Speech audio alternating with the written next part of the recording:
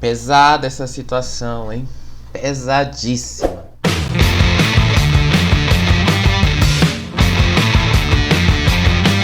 Sim, eu tô falando dessa situação da Clara Castanho, mas não só da situação dela. A gente já tem outro vídeo aqui no canal, inclusive eu vou deixar aí no card em cima, você dá uma olhada lá.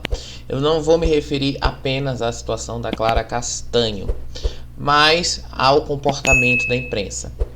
Vejam que ontem, no Fantástico, a Globo fez uma reportagem maravilhosa contando toda a história de como a gravidez da Clara Castanho vazou para a imprensa. Como foi que isso tudo aconteceu? No vídeo, eu já tinha falado que tinha sido por causa lá da enfermeira do hospital que soube da história e fez uma ameaça para a menina dizendo: imagina se o Léo Dias sabe disso. Ele disse que publicou esta informação que ele tinha recebido e que ele tinha certeza de fontes seguras sobre esta gravidez.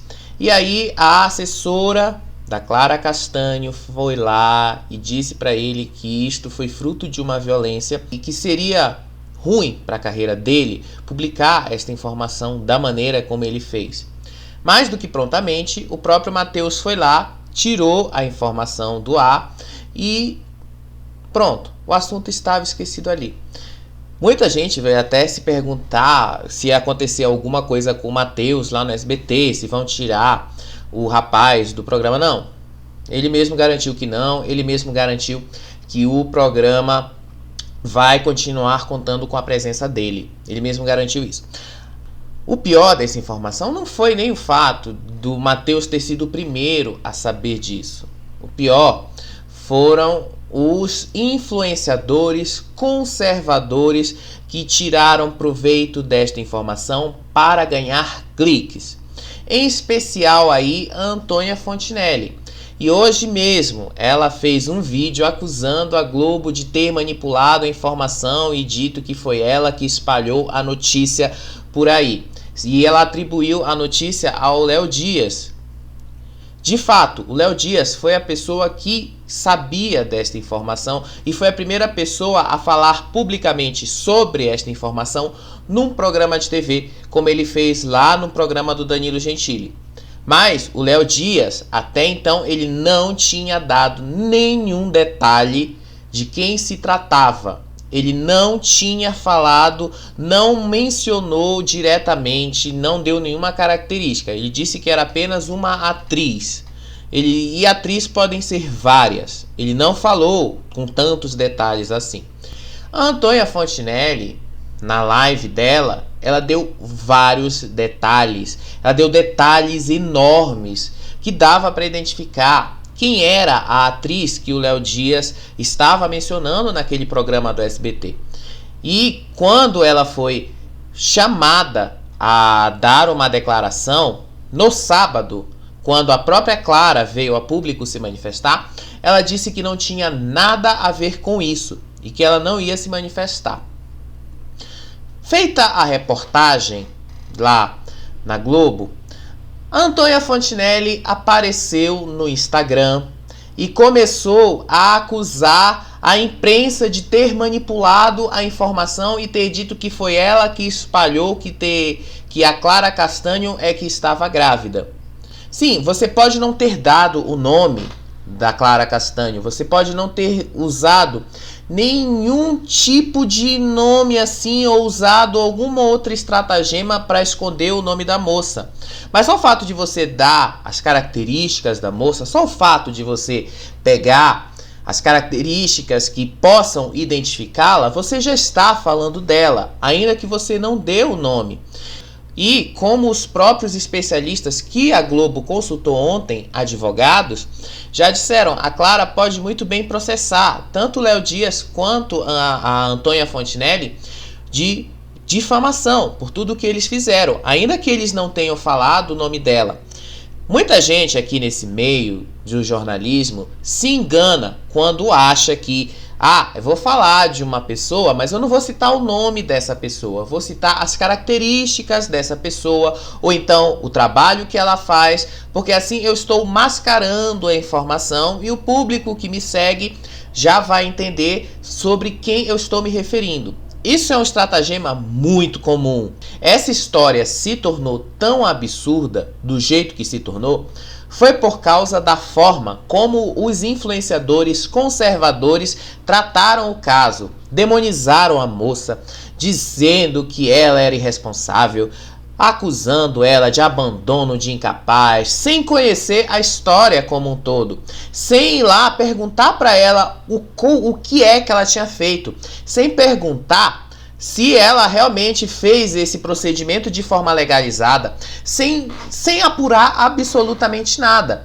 E esse é o risco da internet hoje. Esse é o risco. Um monte de gente que quer falar, dar um monte de opinião, especialmente esse povo mais conservador, que quer dar opinião, quer ditar regra na vida das pessoas, cagar regra, e no final, essas pessoas não passam de hipócritas. Porque na mesma semana que estava acontecendo essa história com a Clara Castanho, também estava acontecendo a história com a menina de 11 anos lá no Paraná. A partir daí, todo mundo passou a condenar a atitude da justiça, sendo que a justiça permite nesses casos, está lá, não existe nenhum tipo de limitação na lei que proíba. Os casos previstos em lei estão lá, podem ser usados para isso. Os conservadores gostam de sensacionalizar em cima disso, gostam de pegar essas coisas. E se você é conservador, dá uma olhada no que você acredita. Dá uma olhada nas coisas que você está pregando por aí. Porque se você está pregando falar que uma mulher não pode ter o controle sobre o próprio corpo ou sobre as suas próprias vontades, mas ao mesmo tempo você está condenando a ação de uma mulher que teve uma criança fruto de uma violência e procurou a justiça, assistiu todos os procedimentos legais para formalizar a doação da criança dela para a adoção. Ela fez isso e todo mundo está condenando a moça. Ser mulher é algo mais difícil que eu já conheço. Olha, não é fácil ser mulher num país e numa sociedade que todo mundo quer ter o controle sobre o corpo dela. Sim, a Antônia Fontinelli postou hoje um vídeo. Eu vou colocar um trecho aí para vocês. Eu acabei de ver aqui uma matéria que eu diria do Fantástico, me atacando, citando meu nome como a vilã de uma história que aconteceu com a atriz Clara Castanho. Dela dizendo que estão perseguindo ela, que foi covardia o que a Globo fez, que a Globo acusou ela de ter espalhado a informação. Em primeiro lugar, que a Globo não acusou. Se você assistiu a reportagem da Globo, fica bem claro que não foi a Globo quem acusou. A Globo apenas disse que a informação já tinha sido falada pelo Léo Dias e depois ela foi numa live do Instagram e amplificou esta informação para este público mais conservador. E, claro, houveram uma penca de influenciadores aí, conservadores, cristãos, seja lá o que for, falando da mesma coisa, incitando o ódio para cima da menina, defendendo um crime. Sim, vocês estão defendendo um crime se você apoia essas atitudes. Os conservadores no Brasil, eles estão completamente perdidos, porque eles não sabem em quem eles vão acreditar. Eles não sabem no que eles mesmos acreditam e no que eles mesmos pregam. E se você for um cara conservador desse jeito, ó, aprende, vai descobrir o que é ser conservador, vai olhar no dicionário o que é ser conservador, vai olhar no que essas ideologias políticas, que muitas das vezes vocês sequer sabem o que significa, quer dizer. Porque aí você vai agir de acordo, pelo menos, com algo que faça sentido. Porque o que muitos de vocês fizeram aí não foi legal. Foi algo que expôs a vida de uma pessoa. Foi algo que colocou a vida de uma pessoa em risco. Não a vida apenas física dela. A gente está falando da vida social. O SBT pegou o Fofocalizando e eles fizeram o programa inteiro para falar sobre essa história da Clara Castanho. O Matheus se explicou muito bem, mostrou que ele não quis tirar proveito da situação, tanto que ele apagou isso logo quando foi solicitado para fazer. O SBT não citou os nomes do Léo Dias, não citou os nomes da Antônia Fontinelli, mas falaram bastante dessa questão lá dos direitos da mulher. Eu sei que tem muito conservador que acusa que a mulher tem mais direito que os homens. Muitos conservadores fazem isso.